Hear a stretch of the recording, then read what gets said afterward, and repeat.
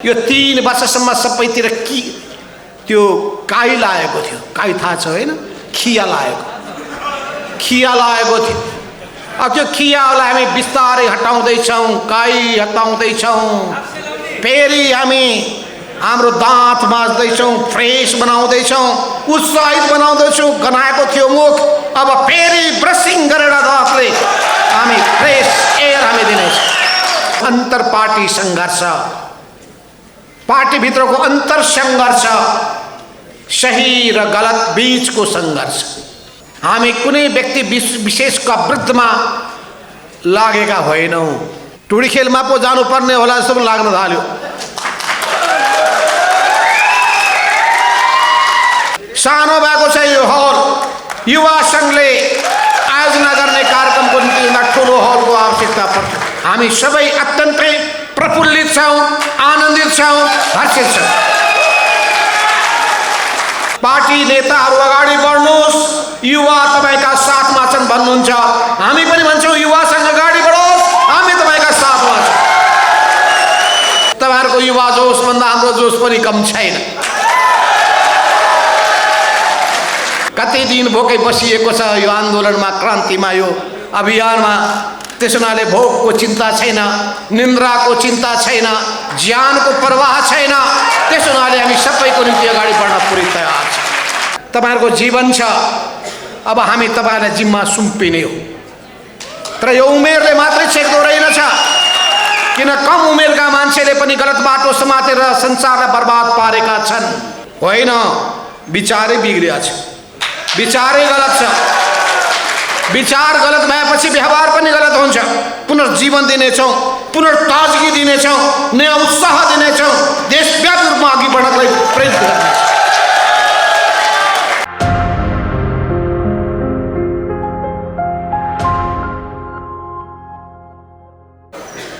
युवा सङ्घ नेपालले राष्ट्रिय कार्यकर्ता भेलाको आयोजना गरेको छ। यस भेलाका अध्यक्ष कमरेड क्रान्ति बुर्लाकोटे, नामै क्रान्ति। युवा सङ्घका उपाध्यक्ष, वैधानिक उपाध्यक्ष।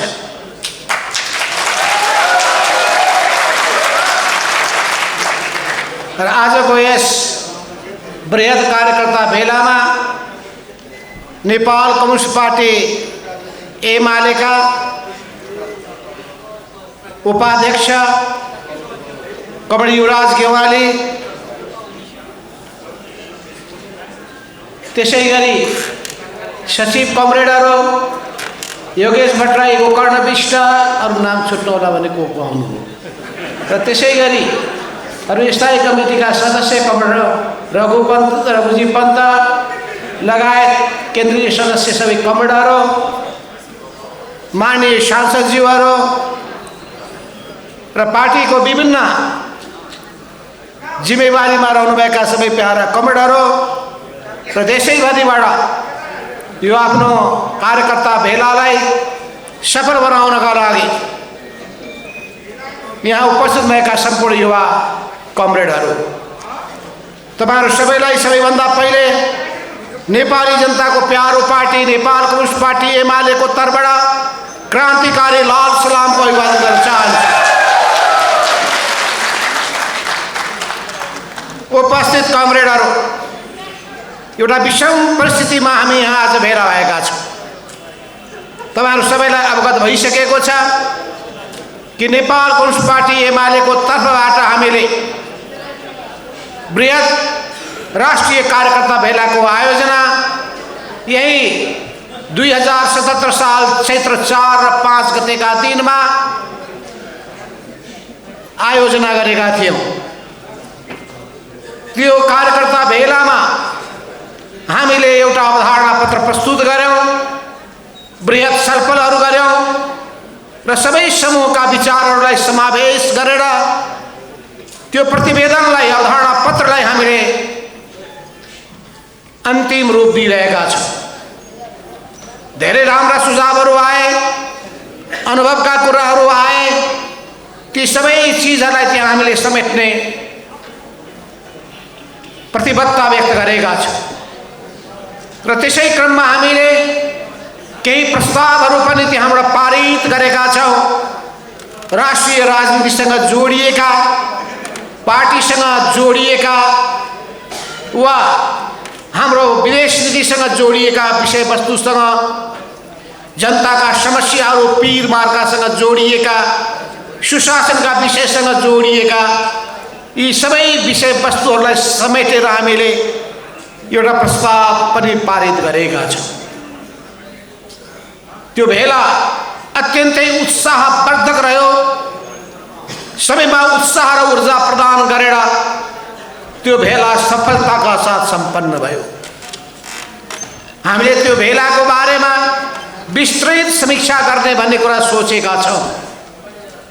हामी विस्तृत समीक्षा गरौँला, तर निचोड के हो भने त्यो भेला सकारात्मक उद्देश्यका साथ आयोजना गरिएको थियो, एकताको उद्देश्यका साथ आयोजना गरिएको थियो, पार्टीलाई एकीकृत बनाउने उद्देश्यका साथ आयोजना गरिएको थियो। त्यो भेला कम्युनिस्ट आन्दोलनलाई रक्षा गर्नका लागि, अगाडि बढाउनका लागि, सफलताको बिन्दुमा पुर्याउनका लागि त्यो उद्देश्य राखेर आयोजना गरिएको थियो। त्यसो हुनाले त्यो भेला कसैका विरुद्धमा परिलक्षित थिएन। त्यो सकारात्मक सोचका साथ आयोजना गरिएको थियो, किनभने हामी नकारात्मक सोच राख्दैनौँ। हामी पोजिटिभ थिङ्किङ, सकारात्मक सोच राख्ने गर्दछौँ। हामी कुनै व्यक्ति विशेषसँग हाम्रो कुनै लडाईँ छैन, व्यक्ति विशेषसँग हाम्रो कुनै झगडा छैन। यो पार्टीका नेताहरूको बीचको पत्नीय झगडा पनि होइन। पार्टीभित्र विचारको बहस हो। यसैले हामीले भनेका छौँ अन्तर पार्टी सङ्घर्ष, पार्टीभित्रको अन्तर सङ्घर्ष, सही र गलत बीचको सङ्घर्ष। यस अर्थमा आजको यो तपाईहरुको भेलामा हामी के प्रश्न पार्न चाहन्छौँ भने र बाहिर फैलाइएका भ्रमलाई के चिर्न चाहन्छौँ भने हामी कुनै व्यक्ति विशेषका विरुद्धमा लागेका होइनौँ। हामी आन्दोलन बचाउन चाहिरहेका छौँ, पार्टी जोगाउन चाहिरहेका छौँ, पार्टीलाई एकताबद्ध बनाउन चाहिरहेका छौँ। कम्युनिस्ट आन्दोलनप्रतिको प्रतिबद्धता व्यक्त गर्दै, यसको रक्षा गर्दै, यसलाई सफलताको दिशातर्फ, सफलताको बिन्दुमा पुर्याउने गरी दृढ अठोटका साथ अघि बढ्न चाहन्छु। हो त्यही भावनालाई आत्मसात गर्दै हिजो मात्रै राष्ट्रिय कार्यकर्ता भेला महिला अखिल नेपाल महिला सङ्घको पनि आयोजना भयो। पार्टीले आयोजना गरेको, हाम्रो विचार समूहले आयोजना गरेको त्यो राष्ट्रिय कार्यकर्ता भेलामा झन्डै 5000 को संख्यामा देशैभरिबाट कार्यकर्ताको उपस्थिति थियो। हामीलाई धेरै गाह्रो भएको थियो। 5000 उपस्थित हुने ठाउँ कहाँ होला? हल खोज्यो, कहीँ हलमा अट्दैनन्। अनि टुडी खेलमा पो जानुपर्ने होला जस्तो पनि लाग्न थाल्यो।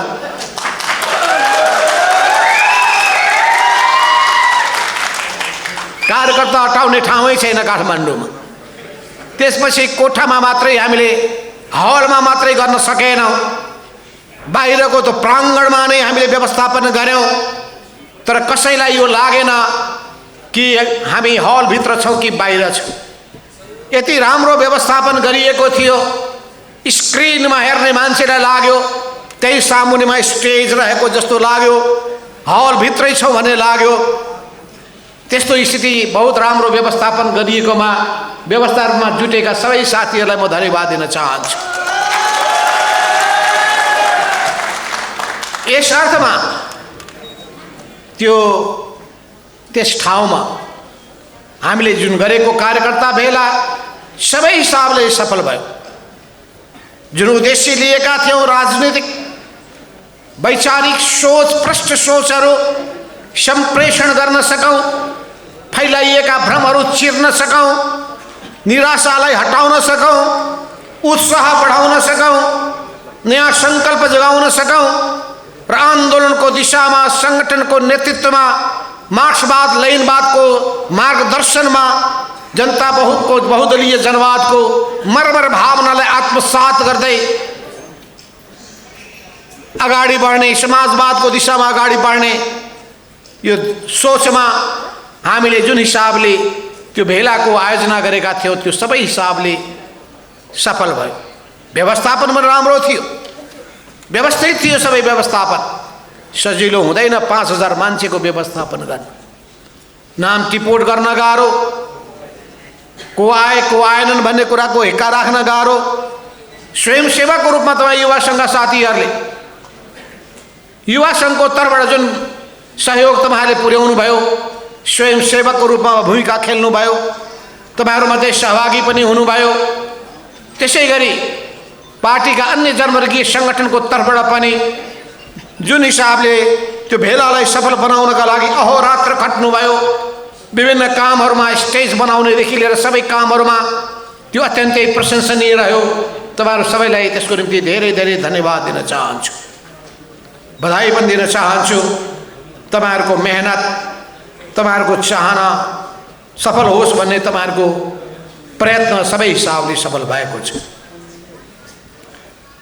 त्यो भेलाको लगत्तै मैले भने अखिल नेपाल महिला सङ्घले पनि राष्ट्रिय महिला कार्यकर्ताको आयोजना भेला भएको आयोजना गर्यो।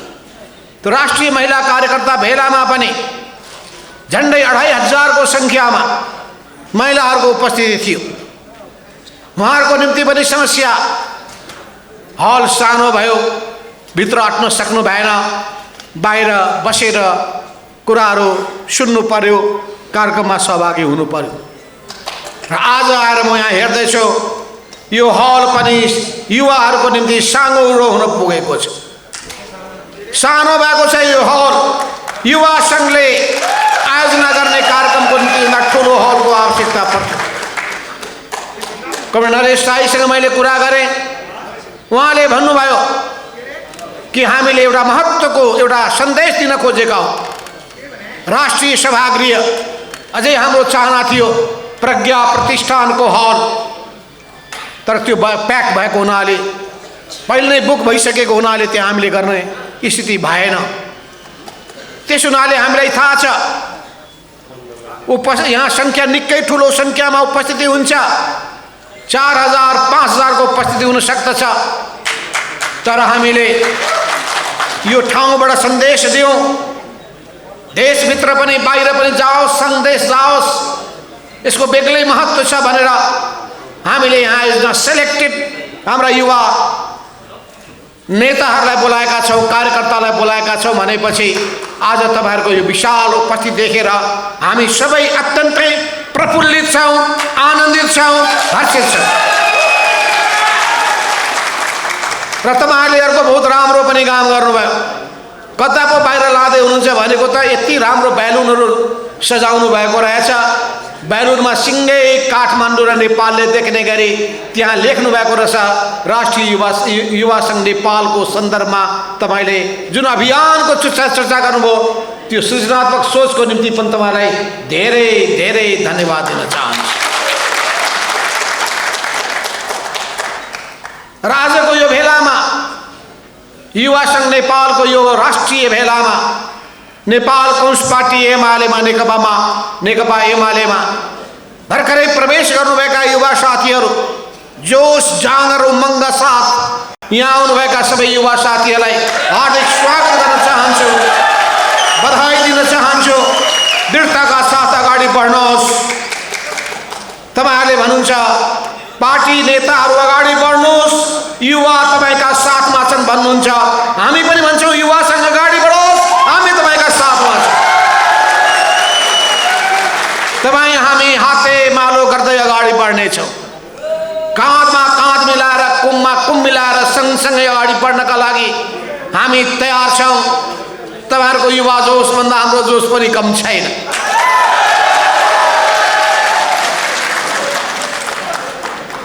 अघि मैले कतिखेर बोल्ने भन्ने कुरा गर्दाखेरि म चाहिँ पहिले बोल्छु भनेर भन्दै थिएँ। अनि हाम्रो क्रान्ति कमरेडले, सभापति अध्यक्षले भन्नुभयो कमरेडले खाना खानुभएको छैन, खाएर आउनुहोस्। मैले भने होइन, मेरो त खाना त बिहानै बोकेर हिँडेको होइन कि ठाउँमै पाइरहेको छ। समय नै पाइरहेको छैन, केही छैन, नखाएर केही हुँदैन। 1 किलो वेट घट्दा राम्रै पनि हुन्छ। बोल्नलाई असर पर्छ कि भने केही असर पर्नेवाला छैन। कति दिन भोकै बसिएको छ यो आन्दोलनमा, क्रान्तिमा, यो अभियानमा। त्यसो हुनाले भोकको चिन्ता छैन, निन्द्राको चिन्ता छैन, ज्यानको प्रवाह छैन। त्यसो हुनाले हामी सबैको निम्ति अगाडि बढ्न पुरै तयार छौँ। किनभने हामीले जुन सिकेका छौँ राजनीति, त्यो त्याग, तपस्या, बलिदानबाट मात्रै त्यो राजनीतिक लक्ष्य पुरा गर्न सकिन्छ। त्यो राजनीतिले हामीलाई सिकाएकै कुरा के छ भने, मार्क्सवादले हामीलाई सिकाएकै कुरा के छ भने, कम्युनिस्ट सिद्धान्तले सिकाएकै कुरा के छ भने, राष्ट्रको निम्ति समर्पित हुनुपर्छ, जनताको निम्ति समर्पित हुनुपर्छ, लक्ष्यको निम्ति समर्पित हुनुपर्छ, लोकतन्त्रको निम्ति समर्पित हुनुपर्छ। समर्पण मूल कुरा हो, त्याग, तपस्या, बलिदान मूल कुरा हो। उद्देश्यमा प्रष्ट भएर दृढ़ताका साथ, संकल्पका साथ, तर उत्साहका साथ, निराश नभइकन निरन्तर अगाडि बढिरहनुपर्छ। किनभने निरन्तर अगाडि बढिरहँदाखेरि तपाईँ निश्चित रूपमा सफल हुनुहुन्छ। तपाईँ अगाडि बढ्न सक्नु भएन भने, तपाईँको गति रोकियो भने तपाईँको जीवनको अन्त्य हुन्छ, राजनीतिक जीवनको पनि अन्त्य हुन्छ। त्यसो हुनाले गति नै जीवन हो, गति नै जीवन हो। र युवाहरू गतिका प्रतीक हुन्। युवा जोश, युवा उमङ्गको बारेमा कमरेड माओ सेतुङले भन्नुभएको छ, युवाहरू हो तिमीहरू बिहानीको उज्या भर्खरै उदाउँदा सूर्य जस्ता, भर्खरै उदाउँदा सूर्य जस्ता हौ। हामी बुढाहरू अस्ताउँदा जस्ता। त्यसो हुनाले तपाईँहरूको भविष्य छ, तपाईँहरूको जीवन छ। अब हामी तपाईँलाई जिम्मा सुम्पिने हो। तर यो उमेरले मात्रै छेक्दो रहेनछ। किन कम उमेरका मान्छेले पनि गलत बाटो समातेर संसारलाई बर्बाद पारेका छन्। गलत विचार बोकेका मान्छेले पनि सबै ध्वस्त बनाएका छन्। त्यसो हुनाले विचार सही हो कि गलत हो, मूल कुरा त्यो हो। अहिले उदाहरणको निम्ति केपी ओलीजीको ठाउँमा कम उमेरको म नाम भन्दिनँ। कम उमेरको त्यो नेता त्यहाँ भएर बस्यो भने के ठिक होला? होइन, विचारै बिग्रिया छ, विचारै गलत छ। विचार गलत भएपछि व्यवहार पनि गलत हुन्छ, विचार गलत भएपछि आचरण पनि गलत हुन्छ, विचार गलत भएपछि कार्यशैली पनि गलत हुन्छ, विचार गलत भएपछि सिङ्गो चिज नै बिग्रिन्छ, भत्किन्छ। त्यसो हुनाले मूल कडी कहाँ छ भने विचारमा छ। तर त्यो विचारलाई गति दिनका लागि, सही विचारलाई गति दिनका लागि ऊर्जा चाहिन्छ, संकल्प चाहिन्छ, जोश चाहिन्छ, जाँगर चाहिन्छ। युवा हुनुहुन्छ, युवा हुनुहुन्छ तर जोश जाँगर छैन भने के काम? झोक्रिएर बस्नुभयो भने के काम? त्यसो हुनाले अहिले पार्टीको यो अवस्था देखेर तपाईहरु झोक्रिएर बस्ने होइन, चुनौती देखेर भाग्ने पनि होइन। ठुलठुला समस्या आइलागेबाट पिठ्यौ फर्काएर मैदान छोडेर हिँड्ने पनि होइन।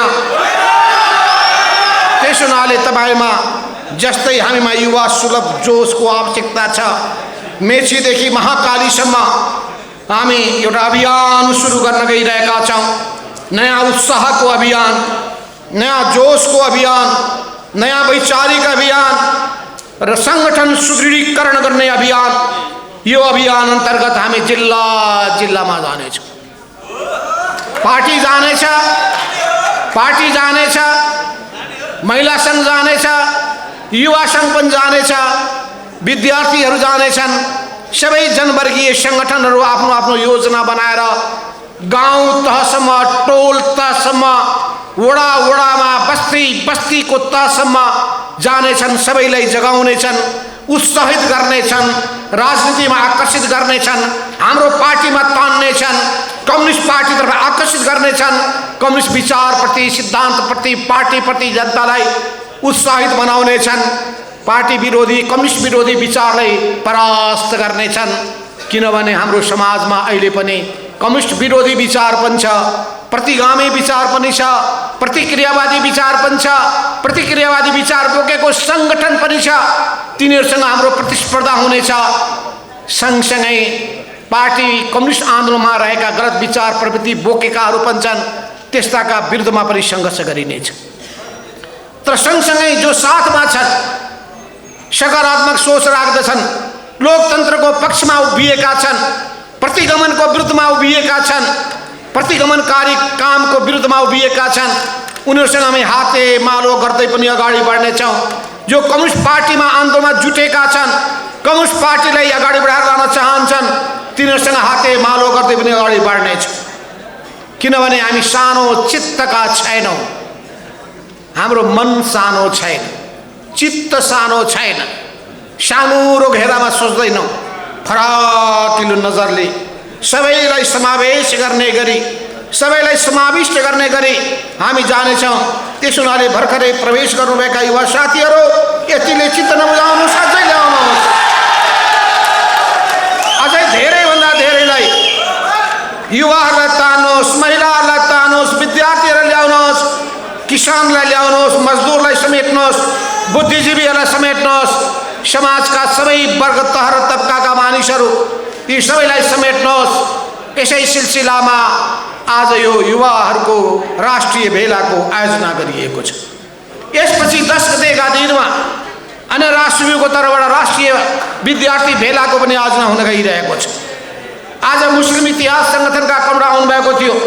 हामी राष्ट्रिय मुस्लिम भेला पनि आयोजना गर्न गइरहेका छौँ। हाम्रो दलित, हाम्रो उत्पीडित जाति मुक्ति समाज भन्ने सङ्गठनको तर्फबाट हाम्रो दलित हाम्रा समुदायका अगुवा योद्धाहरूको पनि हामी भेला, राष्ट्रिय भेला गर्न गइरहेका छौँ। त्यसलाई पनि पुनर्जीवन दिनेछौँ, पुनर्ताजगी दिनेछौँ, नयाँ उत्साह दिनेछौँ, देशव्यापी रूपमा अघि बढ्नलाई प्रेरित गर्नेछौँ। त्यसै गरी किसान सङ्घ पनि फेरि जुट बनाउन थालेको छ। मजदुर साथीहरूले पनि सँग अब आफ्नो गतिविधि अघि बढाउने। यो 3 वर्षसम्म सबैतिर त्यो काई लागेको थियो, काई थाहा छ होइन, खिया लागेको थियो। अब त्यो खियालाई हामी बिस्तारै हटाउँदैछौँ, काई हटाउँदैछौँ, फेरि हामी हाम्रो दाँत माझ्दैछौँ, फ्रेस बनाउँदैछौँ, उत्साहित बनाउँदैछौँ। गनाएको थियो मुख, अब फेरि ब्रसिङ गरेर दाँतले हामी फ्रेस एयर हामी दिनेछौँ। झन्डै झन्डै हाम्रो मुख गनाएर हैरान भइसकेका थियो। तर फेरि हामीले त्यो फोहोर मैलालाई टुथपेस्टले क्लियर गऱ्यो एकदम प्रष्ट भयो। सफा वायु, स्वच्छ वायु, अनि स्वच्छ वायु, सफा वायुको साथसाथमा प्राणवर्धनी, प्राणदायक वायु, फ्रेस अक्सिजन, त्यो हामी प्राप्त गर्छौँ। त्यो फ्रेस अक्सिजन के हो? मार्क्सवादको विचार हो। जसरी शरीरमा अक्सिजन चाहिन्छ, त्यस्तै पनि सङ्गठनमा विचार चाहिन्छ। त्यो विचारले ऊर्जा दिन्छ, विचारले शक्ति दिन्छ, विचारले अघि बढ्नलाई प्रेरित गर्दछ। हो त्यही विचारको सन्दर्भमा हामी वैचारिक अभियान देशव्यापी रूपमा सञ्चालन गर्नेछौँ। यही अभियानको सिलसिलामा सङ्गठनको शुद्धिकरणको अभियान पनि चलाइनेछ, सङ्गठनको सुदृढीकरणको अभियान पनि चलाइनेछ, सङ्गठनलाई फेरि गति प्रदान गरिनेछ र कम्युनिस्ट आन्दोलनप्रतिको कतिपय मान्छेको आशा मरेको थियो, आशा फेरि जगाइनेछ, उत्साह फेरि बढाइनेछ, हामी अगाडि बढ्नेछौँ। जहिले पनि एउटा तबका जहिले पनि बिचैमा बाटो छोडेर हिँड्दो रहेछ। यो ख्याल गर्नु होला, यो लामो यात्रामा सबै सँगसँगै जाँदैनन्, तर अन्तिम गन्तव्यसम्म जसले पुग्न सक्दछ त्यहीले नै युद्धकोमा विजय प्राप्त गर्दछ, फतह गर्दछ। 2032 सालमा हामीले कोर्डिनेसन बनाउँदाखेरिका हामी 8 जना मान्छे थियौँ। अहिले प्रमाण साक्षी छ। 2006 सालमा कम्युनिस्ट पार्टी निर्माण गरेका योद्धाहरूमध्ये कति योद्धाहरू मात्रै बाँकी भए, कतिले बाटो बिराएर छोडेर हिँडे। पार्टी छोडे, आन्दोलन छोडे, विरोधी भए, राजासँग मिले, तर हिँड्नेहरू हिँडिरहे, अगाडि बढिरहे, यात्रा रोकिएन। त्यसै गरी हामीले झापाकालीन आन्दोलनको कुरा गरौँ या कोर्डिनेसन कालीन सभाको कुरा गरौँ, त्यो बेलामा हामी 8 जनाले सुरु गरेकोमा 4 जनाले बाटो छोडे, तर अहिले पनि हामी 4 जना छँदैछौँ। म आफै छु, कमरेड झलनाथ खनाल हुनुहुन्छ, कमरेड मुकुन्द नेउपाने हुनुहुन्छ, कमरेड अमृत बोहरा हुनुहुन्छ, त्यस्तै नेकपा एमालेमा नेकपा मालेमा त्यतिखेर भएका योद्धाहरूमध्ये ती योद्धाहरूको पनि हामीले हेरौँ। अगर निरन्तर अगाडि बढ्नेहरू पनि छन्, कतिपय बिचैमा छोड्नेहरू पनि छन्। नेकपा एमाले बनाइसकेपछि पनि निरन्तर अगाडि बढ्ने पनि छन्, बिचमा छोडेर हिँड्ने पनि छन्, तर पनि यो यात्रा निरन्तर अविराम रूपमा जारी छ। बाटोमा ट्रेन रोकिन्छ, ओर्लिने ओर्लिने छ, ओर्लिने छन् बिचैमा। त्यसले हामी आफ्नो गन्तव्यलाई भुल्दैनौँ। त्यसो हुनाले युवा साथीहरू, अघि मैले भन्दै थिएँ माओ सेतुङको सन्दर्भ, उहाँले भन्नुभयो युवा साथीहरू, यो संसार तिम्रो पनि हो, यो संसार हाम्रो पनि हो। उहाँ आफूलाई भन्दै हुनुहुन्छ यो संसार तिम्रो पनि हो, यो संसार हाम्रो पनि हो, तर अन्तिम निष्कर्षमा यो संसार तिम्रो हो, किनभने तिमीहरू उदाउदा सूर्य जस्ता हौ, तिमीहरूले यो संसारको जिम्मा तिमीहरूले लिनुपर्छ। त्यसो हुनाले म भन्न चाहन्छु, तपाईहरुले मार्क्सवादका किताबहरू रचनाहरू पढ्नुहोस्। मार्क्सका, एंगल्सका, लेनिनका, स्टालिनका, माओ सेतुङका, किम इल सङका, हो ची मिन्हका, फिडेल क्यास्ट्रोका र धेरै मार्क्सवादी नेताहरूका र त्यसै गरी ती किताबमा आश्रित भएर आधारित भएर यहाँ नेपालको सन्दर्भमा धेरै किताबहरू लेखिएको छ। कमरेड युवराज गिमालले लेख्नु छ कम्युनिस्ट पार्टी कस्तो बनाउने, अरू विभिन्न नेताहरूले लेख्नु भएको छ, कम्युनिस्ट पार्टी निर्माणको कुरा उठाउनु भएको छ, मार्क्सवादको सिद्धान्त सम्बन्धी किताब लेख्नु भएको छ, हाम्रो अर्थनीति कस्तो, अर्थ राजनीति कस्तो हुनुपर्छ भन्ने किताब लेख्नु भएको छ। यी सबै दस्तावेजहरू, किताबहरू पढ्ने बानी बसाल्नुहोस्। यी सबै विचारहरू कहाँबाट निश्चित भए भने हामीले अवलम्बन गरेको राजनीतिक कार्यदिशाले, त्यो कार्यदिशाको निर्धारण कहाँ हुन्छ? पार्टीको महाधिवेशनबाट हुन्छ। पार्टीको महाधिवेशन हामीले गरेका छौँ अहिलेसम्म। तपाईलाई थाहा छ अन्तिम महाधिवेशन भनेको 9 महाधिवेशन हो। नेकपा एमालेको 9 महाधिवेशन 2071 सालको असार 19 गतेदेखि लिएर साउनको 1 गतेसम्म भएको थियो र त्यही महाधिवेशनको बाटोमा हामी अहिले पनि अघि बढ्न चाहन्छौँ। तपाईहरुलाई मनमा प्रश्न होला, किन फेरि एमालेमा हामी फर्क्यौं? हिजो त नेकपा बनिसकेका थियो, दुईटा पार्टी एकजुट भइसकेका थिए, के पो आइलाग्यो भने तपाईहरुको मनमा जिज्ञासा होला। तपाईहरु मध्ये धेरैले पत्र पत्रिकामा पढ्नु भएको छ होला, अनलाइनमा हेर्नु भएको छ होला, समाचारहरू सुन्नु भएको छ होला, अनि आफै सहभागी भएर विभिन्न मन्तव्यहरू सुन्नु भएको छ होला, पुस्तकहरू रचनाहरू पढ्नु भएको छ होला।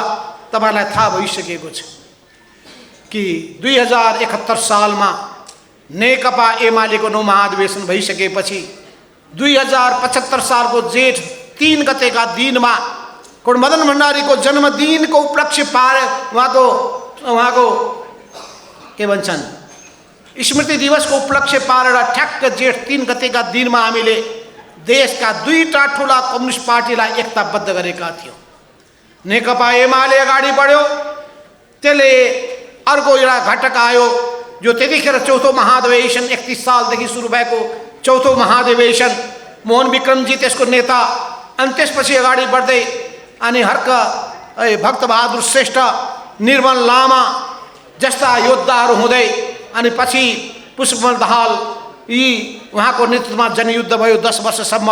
उहाँलाई फेरि शान्ति प्रक्रियामा युद्धको बाटोबाट ल्याउनका लागि हामीले पहल गऱ्यौँ, हाम्रै पार्टीले पहल गर्यो, मैले आफै पहल गरेँ र कमरेड युवराज गिवाणीलाई रोल्पा जिल्लामा उहाँहरूसँग वार्ता गर्न, वामदेव गौतमसँग वार्ता गर्न पठाउने काम गरिएको थियो। उहाँहरू जानुभयो, वार्ता गर्नुभयो, कुराकानी गर्नुभयो, सहमति गर्नुभयो। त्यो सहमति गरेर आइसकेपछि पार्टीको बैठक बस्यो। त्यो बैठक बस्दाखेरि कमरेड केपी ओलीले कसले पठायो? उहाँले सहमति गर्न पाउनुहुन्छ? उहाँहरूमाथि कारबाही गर्नुपर्छ भनेर कुरा उठाउनु भयो। अर्थात् उहाँ त्यो बेला पनि शान्ति सहमतिको विरुद्धमा हुनुहुँदो रहेछ। मैले भने मैले पठाएको हो, उहाँहरूले जानुभएको हो, सो जिम्मेवारी म लिन्छु। उहाँहरूलाई कारबाही गर्न पाइँदैन।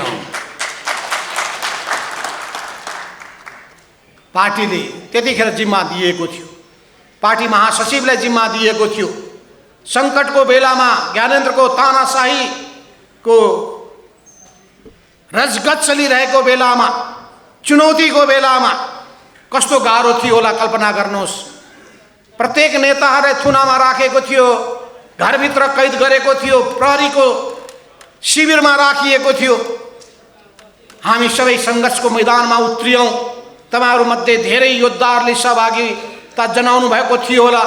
ती सबै गर्दै गर्दै जाँदाखेरि उहाँहरूलाई हामीले युद्धको बाटो होइन, हत्या हिंसाको बाटो होइन, आउनुहोस् बहुदलीय जनवादको मार्गदर्शनमा अगाडि बढ्नुहोस्। उहाँहरूले पनि नयाँ ढङ्गले सोच्दै हुनुहुन्थ्यो। 21औं शताब्दीको जनवाद भन्ने विचार अगाडि सारेर बहुदलीय प्रतिस्पर्धाको बाटोको कुरा गर्दै हुनुहुन्थ्यो। अनि हाम्रो दुईटैको विचार मिल्यो। विचार मिल्ने बित्तिकै सङ्गठन मिलाउनु पर्ने आवश्यकता देखा पर्यो। जनचाहना त्यही थियो। जेठ 3 गतेका दिनमा यही हलमा हामीले, यही हल होइन ती प्रज्ञामा हो, प्रज्ञा भवनमा हामीले पार्टी एकता गर्यौं। त्यो पार्टीको नाम राख्यौं नेपाल कम्युनिस्ट पार्टी नेकपा। यसै बीचमा हामीले सुन्यौं कि सर्वोच्च अदालतले फैसला गरेछ। यो दुईटा पार्टीले फैसला गरेर भए पनि नेकपा, नेपाल कम्युनिस्ट पार्टी नेकपा बनाएको भए तापनि त्यो चाहिँ हामी मान्दैनौँ, तिमीहरू पुरानै ठाउँमा फर्क भनेर उसले फैसला गरिदिएछ। यो जन्मेको बच्चा मान्दैनौँ, फेरि गर्भमा लिएर जाऊ भने जस्तै फैसला हो। बच्चा जन्मिसकेको छ, नयाँ सङ्गठन अस्तित्वमा आइसकेको छ, त्यो मान्दैनौँ भन्यो सर्वोच्च अदालतले।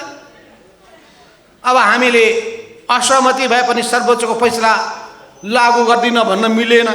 बाध्य भएर हामीले त्यसलाई लागू गर्नुपर्ने भइरहेछ, फैसला गलत भए तापनि। यस अर्थमा यस्तो फैसला गजबको फैसला। दुईटा पार्टी मिलिसकेका छन्।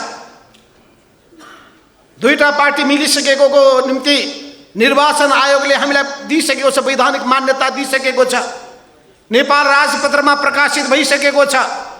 2 वर्षसम्म त्यो सङ्गठनले, दुई पार्टी, नयाँ पार्टीले काम गरिरहेको छ। त्यो पार्टीको नाउँमा चुनाव लडिएको छ। 200 ठाउँमा विभिन्न तहहरूमा उपनिर्वाचन भएका छन्, जितेर आएका छन् जनप्रतिनिधिहरू। अनि सर्वोच्चले भन्छ फैसला के गर्छ भन्दाखेरि त्यो पार्टीको एकता रद्द भयो भन्छ। विचित्रको फैसला। नाम मिलेन, नाम जुधियो भन्न सकिन्थ्यो, नाम फेरेर आउनुहोस्। कहिलेकाहीँ त्यस्तो हुन्छ। किन भन्दाखेरि एउटै दाजुभाइहरू एउटै परिवारमा एउटा नाम जुरायो, नबाट एउटा नाम नकुल राखिदियो, अर्को नकुल राखिदियो, नकुल नराख नबाट अर्को राख, नकुल राख्ला, अर्कोले चाहिँ अर्कै नाम राखिदियो। नाम फेर्न पो भन्ने हो। एकताको कुरै मान्दैनौँ भनिदियो। त्यस हुनाले त्यो आपसमा हामी त्यसबारेमा बहस छलफल गर्दै गरौँला। तर हामी निर्णय मान्न बाध्य छौँ। हामीले निर्णय मान्यौँ र अब हामीले भनेका छौँ कि अब पूर्व एमाले फेरि बिउतियो। पूर्व एमाले बिउतिनुको अर्थ के हो भने त्यो पूर्व एमालेमा केपी ओली पनि आउनु पर्यो, केपी त्यही पूर्व एमालेमा हामी पनि त्यही एक ठाउँमा पुग्नु पर्यो, केपी ओलीमा जाने होइन। यो कुरा प्रश्न हुन्छ। पूर्व एमाले बिउतिनु भनेको त्यो पुरानो सङ्गठन फेरि बिउताउने हो। आज पार्टीभित्र विवाद भइरहेको कुरा त्यही छ कि पूर्व एमाले बिउतिसकेपछि कहिले कहाँ कुन मितिमा सुरु हुन्छ। आज पार्टीमा सबभन्दा ठुलो विवादको विषय त्यही छ र केपी ओली त्यो कुरा मान्न तयार हुनुहुन्न। तपाईहरु बुझ्नु होला, अहिलेको विवादको, अहिले आजको विवाद हो, हिजोको विवादको कुराको बेग्लै व्याख्या पनि गरिसक्नु भएको छ युवराज कमरेडले। अरू नेताहरूले पनि व्याख्या गर्नु होला केपी ओली प्रवृत्ति भनेको के हो। कहिलेदेखि सङ्घर्ष गर्दै आयौँ। 2071 सालमा महाधिवेशनमा उहाँ अध्यक्षमा जितेर आइसकेपछि पार्टी कसरी चलिरहेको थियो, के कुरामा बहस विवाद हुने गरेको थियो, कसरी उहाँ आफूसँग असहमत, आफूलाई मत नदिने मान्छेलाई पाखा लगाउने गर्नुहुन्थ्यो, तिनीहरूलाई कुनै पनि जिम्मा दिन नचाहने, उनीहरूलाई टिकटै भोलि कुनै पनि उम्मेदवारको टिकटै नदिने, कुनै ओहदामा नराख्ने। तपाईँले देख्नुभएको होला, सुन्नुभएको होला, अहिले भर्खरै मकवानपुर जिल्लाको अध्यक्ष, पहिलेको अध्यक्ष पनि मुनु सिगदेल, पार्टी एकताको दुईटा पार्टी एकीकरण भइसकेपछि पनि अध्यक्ष मुनु सिगदेल, अनि केपी ओलीका मान्छेहरू साइबर के भन्छन् त्यसलाई, मैले नभनेको तपाईँहरूको मुखबाट सुन्न चाहेको भनेपछि त्यहाँ पुगेछन्। पुगेर उहाँको बोर्ड साइनबोर्ड फालिदिए, खुट्टाले कुल्चे, कुर्सी भाँचे, ढोका तालसा फोडे, अनि कुर्सीमा अर्कोले लेखेछ अध्यक्ष त म हुँ भनेछ। यो केपी ओलीसँग जोडिएका मान्छेको काम। जिल्ला जिल्लामा यस्तै भयो। सुदूरपश्चिममा गएछन्, त्यहाँ सुदूरपश्चिमको प्रदेश कमिटीको अफिसमा पुगेर अफिसको तालसा तोडेर त्यहाँ लेखिएको थियो इन्चार्ज भीम रावल, उहाँको नाम फालिदिए, अनि लेखराज भट्ट कहिलेका हुन् नेकपा एमाले, उनलाई इन्चार्ज हुने। अनि अध्यक्षको नाममा झुन्ड्याइएको थियो भानुभक्त जोशी, उनको नाम फालिदिएर अर्को नाम राखिएछ। यस्तो प्रवृत्ति यही हो केपी प्रवृत्ति, केपी ओली प्रवृत्ति भनेको यही। त्यसो हुनाले हाम्रो सङ्घर्ष पदको निम्ति, कुर्सीको निम्ति होइन, कस्तो पार्टी बनाउन चाहिरहेका छौँ त्यसको सङ्घर्ष हो, कस्तो कार्यकर्ता तयार गर्न चाहिरहेका छौँ त्यसको सङ्घर्ष हो, कस्तो कार्यशैली बनाउन चाहिरहेका छौँ त्यसको निम्तिको सङ्घर्ष हो। त्यसो हुनाले यो सङ्घर्ष विचारसँग जोडिएको छ। यो विचार केसँग जोडिएको छ भने यदि कम्युनिस्ट पार्टी हामी बनाउन चाहेका छौँ भने बल्ल समाजवादको बाटोमा जान सकिन्छ। होइन कम्युनिस्ट पार्टी धराशयी पार्न खोज्नु भएको छ भने तपाईँ समाजवाद होइन पुँजीवादमा जान चाहिरहनु भएको छ। त्यसको निम्ति तपाईँले नव उदारवादी बाटो लिनुहुनेछ, दलाल पुँजीलाई प्रोत्साहन दिनुहुनेछ, राष्ट्रिय पुँजीलाई तपाईँ प्रोत्साहन दिनुहुन्न, देशभित्रको पुँजीलाई, देशभित्रका व्यवसायीहरूलाई प्रोत्साहन दिनुहुन्न, विदेशीका सामु तपाईँ नतमस्तक हुनुहुन्छ, विदेशीहरूसँग साँठगाँठ गर्नेसँग तपाईँ साँठगाँठ गर्नुहुन्छ। यो तपाईँको दृष्टिकोणसँग जोडिएको कुरा हो। त्यसो हुनाले यो विषय विचारसँग जोडिएको छ, दर्शनसँग जोडिएको छ, दृष्टिकोणसँग जोडिएको छ। यस मामिलामा, यस विषयमा युवा साथीहरूले राम्ररी कुरालाई बुझ्नु जरुरी छ। त्यसो हुनाले तपाईँ युवाहरूबाट हामीले आशा र अपेक्षा के गरेका छौँ भने तपाईँहरू नयाँ समाज बनाउने उद्देश्यका साथ अगाडि बढ्नु भएको छ। त्यो नयाँ समाज कस्तो हुनेछ? समतामूलक हुनेछ, न्यायमा आधारित हुनेछ, समाजमा भएका जम्मै विकृति विसङ्गतिलाई परास्त गर्नुपर्नेछ, सफा सुग्घर गर्नुपर्नेछ, शोषण उत्पीडनको अन्त्य गर्नुपर्छ, अन्याय अत्याचार थिचोमिचोलाई समाप्त पार्नुपर्छ। यसको निम्ति अहिले समाजमा देखिएका अनेक समस्या छन्। सामन्तवादका अवशेषहरू के छन्? मैले हिजो मात्रै सुने, बिचरा रुँदै एउटा समूह मुखसँग आयो। त्यो व्यक्तिलाई लिएछ 75,000 रुपियाँ। 75,000 रुपियाँ लिएको छ, 4 वर्षपछि उसलाई भन्यो 6 लाख रुपियाँ दे भनेछ। 75,000 लिने, त्यो पनि बिचरा कपाल काट्ने व्यवसाय गर्ने व्यक्ति, अनि उसले 75,000 को ऋण लिएको छ, 4 वर्ष पुग्न पाएको छैन, 6 लाख रुपियाँ तिर भन्छ। अनि मैले सोद्धाखेरि त गाउँ गाउँको यस्तै बेहाल छ। अनि हामी कहाँ छौँ त? एमाले पार्टी कहाँ छ? युवा सङ्घ कहाँ छ? जनवर्गीय सङ्गठनहरू कहाँ छन्? पार्टी सङ्गठन कहाँ छ? हाम्रो ध्यान जान्छ कि जाँदैन त्यस्ता कुरामा? ती गरिबको वेदनामा ध्यान जान्छ कि जाँदैन? ती अन्य अत्याचारका विरुद्धमा हामी सचेत हुन्छौँ कि हुँदैनौँ? हामी सुन्छौँ छाउपडी प्रथा छ अरे, अनि हाम्रै जिल्लाहरूमा छाउपडी प्रथा छ, हामी त्यसलाई हटाउन केही प्रयत्न गर्दैनौँ। जनतामा नयाँ चेतना जगाउँदैनौँ, नयाँ संस्कार हुर्काउँदैनौँ। त्यो पुरानो अन्धविश्वासयुक्त संस्कारलाई परिवर्तन गर्न हामी कुनै अभियान चलाउँदैनौँ भने हाम्रो उपादेयता के? देउकी प्रथा छ अरे, हामी सुन्छौँ दलितमाथि अत्याचार हुने गर्दछ, अन्तर्जातीय विवाह गर्यो, त्यसपछि त्यो बिजोग हुन्छ। अन्तर्जातीय होस् या स्वजातीय विवाह होस्, लोग्नेले कुर्दा कुर्दा कुर्दा कुर्दा घाइते बनाएको हुन्छ। अनि हामी सुन्छौँ 4 जना बच्चा सहित आमाले कर्णालीमा हम पालेर जीवन त्यही उत्सर्ग गरेकी छ, जीवन समाप्त पारेकी छ। निर्मला हत्याकाण्डका कुरा सुन्छौँ हामी। अन्तर्जातीय विवाहको सिलसिलामा हामी अनेक जिल्लाको घटनाको कुरा सुन्छौँ हामी। महिला हिंसाका कुरा सुन्छौँ हामी। अनि हामी के गरेर बसेका छौँ? सरकारमा हामी छौँ, केन्द्रमा हामी छौँ, प्रदेशमा हामी छौँ, नगरपालिका हामी छौँ, वडामा हामी छौँ, गाउँपालिका हामी छौँ। अनि हाम्रा जनप्रतिनिधिहरू के गरेर बसेका छन्? पार्टीको सङ्गठन छ, पार्टीका जनवर्गीय सङ्गठन छन्। अनि हाम्रो पार्टी सङ्गठनले, कार्यकर्ताले के गरेर बसेका छन्? युवा सङ्गठनदेखि लिएर विभिन्न सङ्गठनले के गरेर बसेका छन्? प्रश्न खडा हुन्छ कि हुँदैन? त्यसो हुनाले हामी जनताको निम्ति के गरिरहेका छौँ? मूल कुरा त्यो हो। हामीमा जनताको प्रति सेवाको भावना छ कि छैन? जनताको पीडालाई आफ्नो पीडा ठान्छौँ कि छान्दैनौँ? म सुन्ने गर्दछु, एउटा बाटामा हिँड्ने गरेकी केटीले गुहार गुहार भन्छन्, तर हिँड्ने मान्छेले कसैले मतलब राख्दैन। एउटाले गाडीमा हुइक्या लगेर बलात्कार गर्न खोज्छ, चिच्याइरहेकी छन्। राज्यले पनि सुन्दैन, प्रहरीले पनि वास्ता गर्दैन, वरिपरिका छरछिमेकहरू पनि आउँदैनन्। कस्तो समाज हामीले बनाइरहेका छौँ? हामी कम्युनिस्ट पार्टी नेपालमा छ, अनि कम्युनिस्ट पार्टी जनताको बिचमा यति व्यापक रूपमा फैलिएको छ। हामी 2/3 बहुमत ल्याएका छौँ, दावा गरिरहेका छौँ, तर जनताको क्रन्दन दिनदिनै सुन्छौँ। हाम्रो मन पोल्छ कि पोल्दैन? हो, यिनै कुरामा हामीले भन्यो पार्टीमा बैठकमा छलफल गरौँ, पार्टी कमिटीको बैठकमा बैठक बोलाउँ। कस्तो विचित्र बिजोग छ भने, कस्तो विडम्बना छ भने, हामी केपी ओलीजी कहाँ बैठक बोलाउनका लागि आग्रह गर्छौँ, अनुनय विनय गर्छौँ, उहाँ गराउँछ, बैठक बस्दैन, तपाईँले भनेर हुन्छ भन्नुहुन्छ। कस्तो पार्टी बनायौँ हामीले? पार्टी बस्दैन। अनि पार्टीमा रहेका सचिवालयका 9 जना सदस्यमध्ये 5 जना हामी एक ठाउँमा बस्यौँ। वामदेव गौतम हुनुहुन्छ, झलनाथ खनाल हुनुहुन्छ, म आफै छु, त्यसपछि पुष्पल दाहाल र नारायण काजी 5 जना बसेर बैठकको निम्ति मैले धेरैचोटि भने भनेर उहाँले भन्नुभयो, प्रचण्डजीले।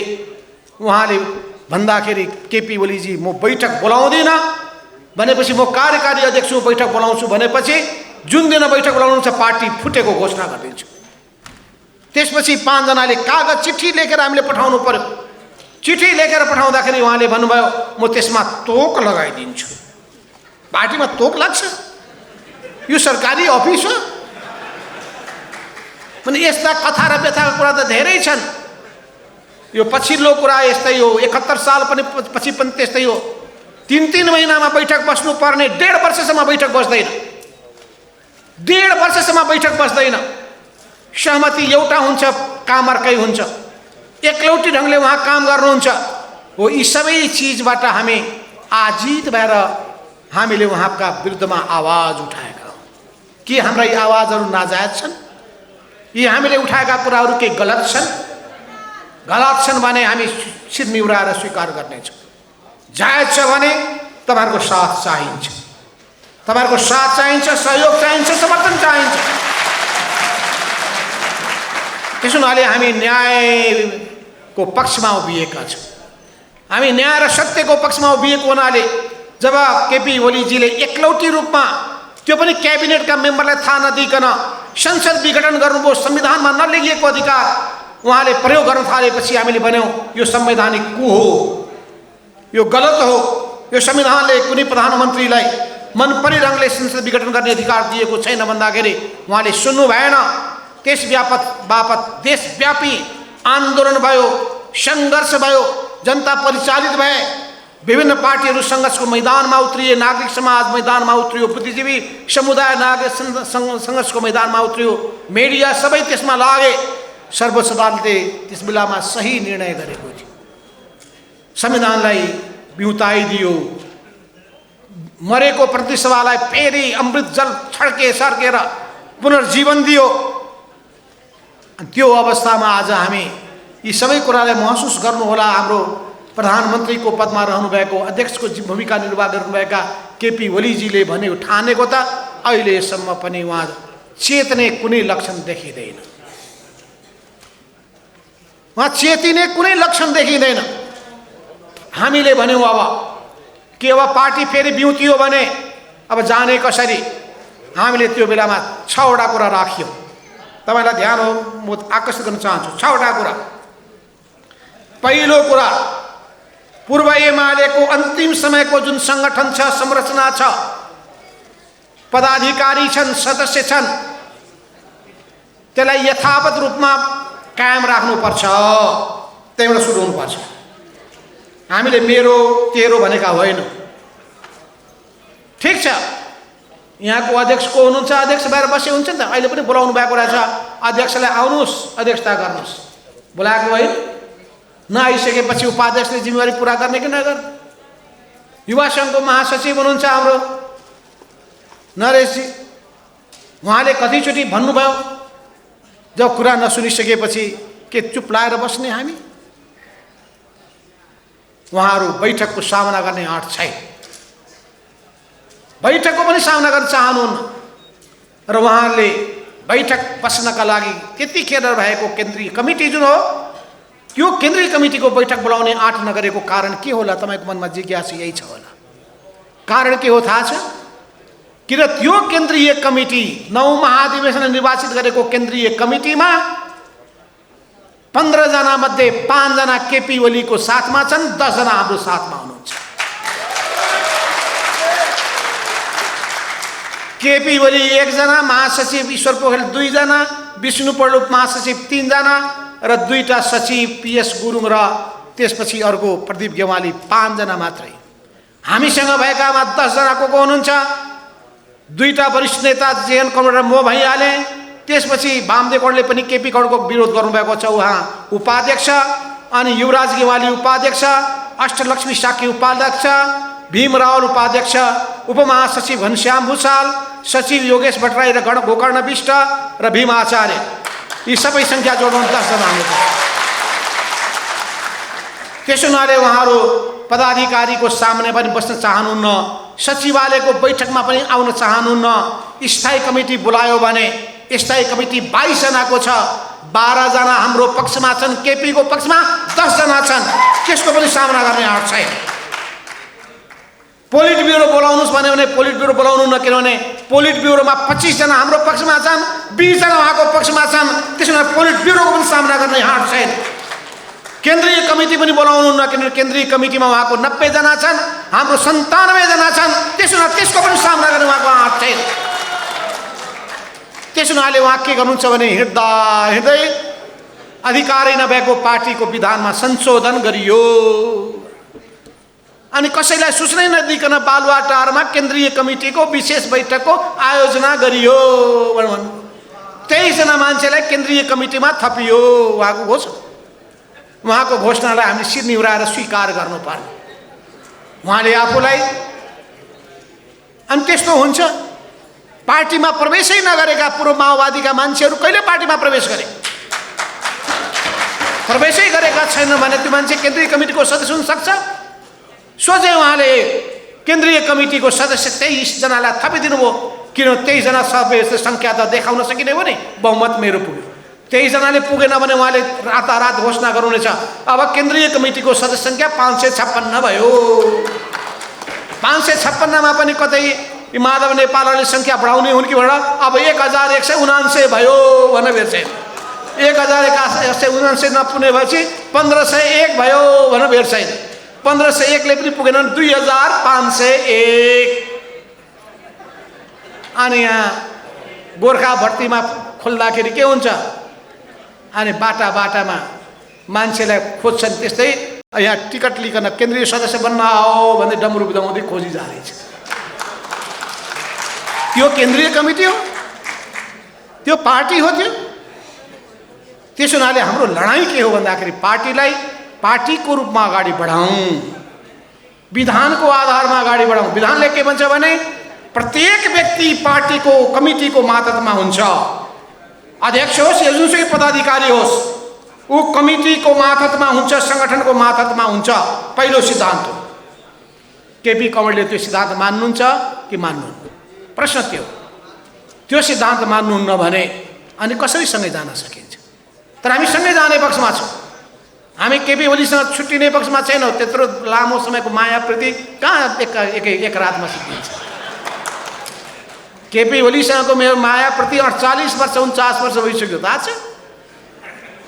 तपाईँहरू त 48 पुग्नु भएकै छैन, सब 40 भन्दा कमै मलाई भन्नुहुन्थ्यो। होइन 40 पनि होइन, कमरेड भने क्रान्ति 20 वर्षभन्दा कमै छन् भन्दै हुनुहुन्थ्यो। त्यत्रो लामो समयको त्यो माया प्रति रहेको हामीले कार्यकर्ता भेलामा देख्यौँ। त्यहाँ मोहनचन्द्र अधिकारी आउनुभएको थियो। आज बिहान प्रदीप नेपाल मका आउनुभयो। म बिरामी भएर नआउन सकेको, मेरो पुरा साथ छ भन्नुभयो। मलाई राधाकृष्ण मैनाली आउनुभएको थियो, कमल कोइराला आउनुभएको थियो, मोदनाथ प्रसिद्ध आउनुभएको थियो, बद्रीप्रसाद खतिवडा आउनुभएको थियो। 101 योद्धाहरू हाम्रो पार्टीको भेलामा आफू एकैबद्धता देखाउनका लागि, जनाउनका लागि आउनुभएको थियो।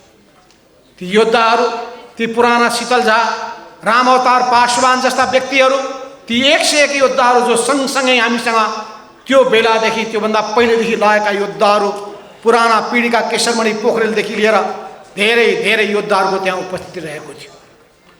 हाम्रो गोविन्द गेवाली आइपुग्नु सक्नु भएन। उहाँले पनि म आउँछु कमरेड, सँगै रहन्छु भनेर भन्नुभएको थियो।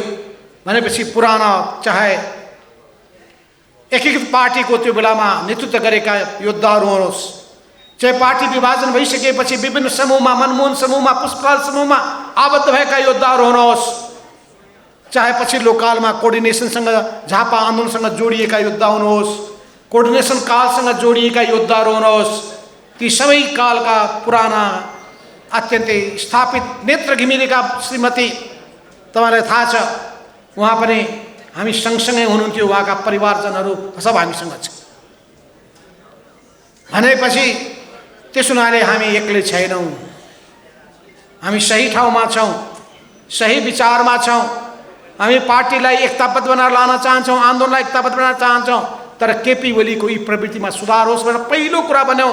पार्टीलाई जेठ 3 गते 75 जेठ 3 गते भन्दा पहिलेको अवस्थामा त्यही संरचना, त्यही नेतृत्व, त्यही पदाधिकारी, त्यही सदस्यलाई स्वीकार गरेर चल्नुहोस् पहिलो। यस बिचमा उहाँले अवैधानिक बैठक बोलाउनु भयो फागुन 28 गतेका दिनमा।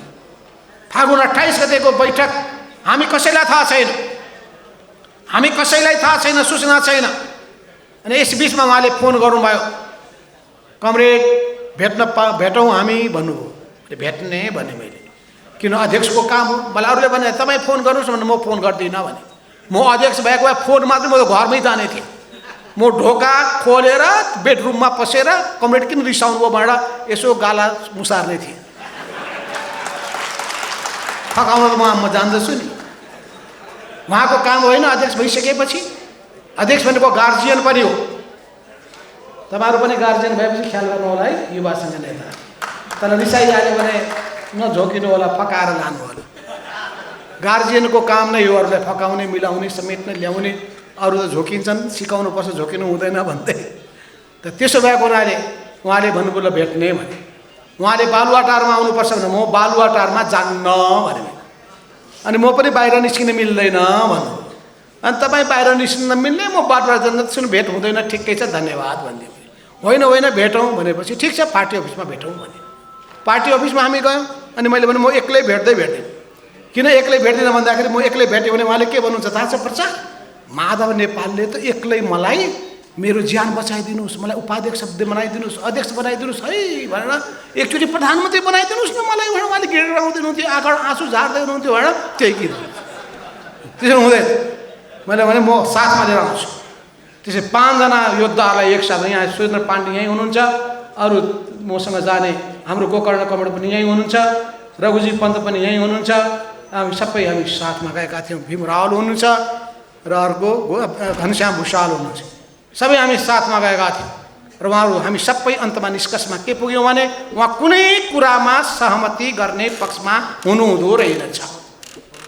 28 गतेको त्यो बैठक नै अवैध, त्यसैले गरेको निर्णय नै अवैध, त्यसलाई हामी मान्दैनौँ भन्यौँ। निर्वाचन आयोगमा हामीले त्यसको लेखेर हामीले दियौँ, पत्र बुझायौँ। उहाँ यी सबै कुराहरू रिसाउनु भएको रहेछ र तपाईँलाई थाहा छ यस बिचमा आज उहाँले 12औं बैठक बोलाउनु भएको छ। 12औं बैठक नेकपा एमालेको अन्तिम बैठक कति नम्बर हो थाहा छ? 9 नम्बर। यस बिचमा 2वटा बैठक कहाँ गयो थाहा छैन, अत्तो पत्तो छैन। यो 12औं बैठक रे। अनि 9औं बैठकमा उहाँले अवैधानिक बैठक बस्नुभयो, 10औं अवैधानिक बैठक बस्नुभयो, 2टा बैठकको जानकारी छैन। अनि तेस्रो बैठकमा हामी लुरु लुरु बालुवाटारमा जान्छौँ? जाँदैनौँ। हामी स्वाभिमानी मान्छे हौँ। त्यसो हुनाले हामीले भन्यौँ पहिले विगतको गल्तीलाई सच्याउनुहोस्, सँगसँगै यात्रा अगाडि बढाउँ, एकताबद्ध भएर जान तयार छौँ। हामीले कतिसम्म भन्यौँ पुरानो कुरा बिर्सौँ, हाम्रा गुनासा होलान्, हाम्रा एकअर्काप्रतिको धेरै भन्नुपर्ने कुरा होला, हामी बिर्सिन तयार छौँ। पुराना कुरा पछि समीक्षा गरौँला, फ्रेस स्टार्ट गरौँ। अब नयाँ ढङ्गले जाउँ। अहिले पनि भन्न चाहन्छु फ्रेस स्टार्ट गरौँ। यो मेरो प्रस्ताव हो, यही ठाउँबाट केपी कमरेडलाई मेरो प्रस्ताव हो। नयाँ ढङ्गले अगाडि बढौँ, एकताको बाटोमा अगाडि बढौँ। र त्यसको निम्ति तपाईँ 2075 साल जेठ 3 भन्दा पहिलेको अवस्थामा फर्किनुहोस्। यस बिचमा तपाईँले बोलाउनु भएको बैठक अवैध भएको हुनाले त्यसलाई फिर्ता लिनुहोस्, अगाडि बढौँ। हामी हाते मालो गर्दै अघि बढ्न तयार छौँ। र आज संसदीय दलको बैठक उहाँले त्यही बालुवाटारमा बोलाउनु भएको छ। हामीले छलफल गरौँ त्यहाँ जाने कि नजाने। अस्ति पनि त्यस्तै भएको थियो, हाम्रो बिचमा कसरी गर्ने भन्ने बारेमा एउटा धारणा बन्न पाएको थिएन। आज पनि छलफल गरियो। छलफल गरिसकेपछि एउटा चिठीसम्म पठाइदेऊ, त्यहाँ हाम्रो सन्देश पठाइदेऊ। किन पार्टीको निम्ति त बैठक एउटा ठाउँमा छ, तर सरकारको बारेमा बेग्लै हो। सरकार त हामी सबैको साझा हुनुपर्छ, दल पनि हामीले साझा नै बनाउनुपर्छ। तर दल बनाउनका लागि दलको विधान चाहिन्छ, विधानले गरेको व्यवस्था हुनुपर्छ। त्यतिकै मैले सुने त्यहाँ 2 जना हामी बबुरोहरूलाई राखिएको रहेछ। म एउटा, अर्को झलनाथ कमरेडलाई बोर्डमा सदस्य। उहाँले कृपा दृष्टि पुर्याएर 2 जनालाई ठाउँ दिनुभएको छ। हामी पनि हुन्छ प्रभु भन्दै मानिदिइहाल्नु न, यो नामले हुन्न भन्नु। त्यस्तामा हामी बस्दैनौँ। त्यो बोर्डमा हामीलाई बस्नु छैन। त्यो गर्नु छ भने बसेर छलफल गर्नु पर्यो। बोर्ड पहिले वैधानिक रूपमा गठन हुनु पर्यो। वैधानिक रूपमा गठन भइसकेपछि कसलाई राख्ने भने छलफल हुनु पर्यो। छलफल गरेर हामी छलफल गरेर एकताबद्ध भएर जान तयार छौँ। संसदीय दल पनि हामीले बहिष्कार गर्नुपर्ने केही छैन, तर निजी निवास र सरकारी निवासमा त्यस्तो बैठकहरू आयोजना गर्ने कुरालाई मान्न सक्दैनौँ। संसदीय दलको कार्यालय छ, बैठक त्यही ठाउँमा आयोजना गर्नुपर्छ। त्यो बैठकमा हामी आफ्नो कुरा राख्नेछौँ। आज हामी चिठी लेखेर पठाएका छौँ, त्यो तपाईँले थाहा पाइहाल्नुहुन्छ। यस अर्थमा हामी एकताको हात बढाउन चाहन्छौँ। अहिले पनि हामी यो सरकार नै बलियो होस्, वामपन्थीहरू मिलेर जाउन्, वामपन्थीकै सरकार बनोस् भन्ने पक्षमा हामी रहेका छौँ। त्यसो हुनाले प्रिय कमरेडहरू, म यति भन्न चाहन्छु कि हामी पार्टीभित्र सही कुराको निम्ति लडिरहेका छौँ, सही विचारको निम्ति लडिरहेका छौँ, राम्रो पार्टी बनाउनका निम्ति लडिरहेका छौँ। त्यो पार्टी निर्माणको अभियानमा जुट्न चाहिरहेका छौँ। तपाईँहरूको साथ चाहिन्छ। तपाईँहरू आफ्नो ठाउँमा युवा सङ्घको त्यही ठाउँको सङ्गठन बनाउनुहोस्, देशव्यापी रूपमा परिचालन गर्नुहोस्। युवाहरूले समाजका सबै राम्रा युवा शक्तिहरूलाई आफूतर्फ आकर्षित गर्नुहोस्। उनीहरूलाई रचनात्मक कामहरूमा क्रियाशील बनाउनुहोस्। विभिन्न ढङ्गले उनीहरूलाई क्रियाशील बनाउनुहोस्। काठमाडौँमा सम्पर्क मञ्चले के गर्छन् थाहा छ? परिवारजनका मान्छेलाई बोलाएर पिकनिक गर्छ, कहिले हाजिरी जवाब प्रतियोगिता गर्छ, कहिले अनेक निबन्ध प्रतियोगिता गर्छ। सिँगै परिवारलाई एक ठाउँमा ल्याउँछ अनि निकटता बढाउँछ। अनि त्यसमा राजनीति विचारमा अनि त्यसपछि ओतप्रोत गर्छ। तपाईँहरूले पनि युवाहरूलाई विभिन्न हिसाबले गोलबन्द गर्नुहोस्, राजनीतिक बनाउनुहोस्, नट पोलिटिकल होइन। अध्ययन गर्ने, चिन्तन गर्ने, वैचारिक छलफल बहस गर्ने, सही उद्देश्यका निम्ति अघि बढ्न समर्पित हुन उत्प्रेरित गर्ने, राम्रो आचरण, राम्रो बानी व्यवहारहरू विकास गर्ने। यो हिसाबले तपाईँहरू समाजका गरिब र सबै खालको अन्यायमा पिल्सिएका जनताको पक्षमा दृढताका साथ उभिनुहोस् अनि जनतालाई सबै हिसाबले साँचो अर्थमा मुक्तिका लागि पर्नुहोस्। हामीले क्रान्तिको एउटा काम सम्पन्न गऱ्यौँ, राजनीतिक क्रान्ति सम्पन्न भयो। अब आर्थिक सामाजिक क्रान्ति गर्नुपर्छ। अब समाजवादको दिशामा अगाडि बढ्नुपर्छ। सामाजिक आर्थिक सांस्कृतिक रूपान्तरणको काम गर्नुपर्छ। त्यो खाका हाम्रो दिमागमा छ। नयाँ नेपालको तस्बिर हाम्रो दिमागमा छ। त्यो नयाँ नेपालको दृष्टिकोणको आधारमा सरकार चल्नुपर्छ। त्यही दृष्टिकोणको आधारमा हामी सबै अगाडि बढ्नुपर्छ। सरकार सत्तामा हुँदाखेरि लागू गर्ने हिसाबले, प्रतिपक्षमा हुँदाखेरि आवाज बुलन्द गर्ने हिसाबले, जहाँसुकै हुँदा पनि जनताको साथमा अघि बढ्ने हिसाबले हामीले जुट्नु पर्ने भएको हुनाले तपाईँ युवा साथीहरू यही दृष्टिकोण विचार लिएर अगाडि बढ्नुहोस्। यो सङ्गठन र सङ्गठनमा आबद्ध भएका सबै युवाहरूलाई तपाईहरुको यो भेलाको पनि, तपाईहरुको आफ्नो उद्देश्यको पनि सफलताको शुभकामना व्यक्त गर्दै म आफ्नो मन्तव्य यही अन्त्य गर्न चाहन्छु। धन्यवाद। लाल सलाम।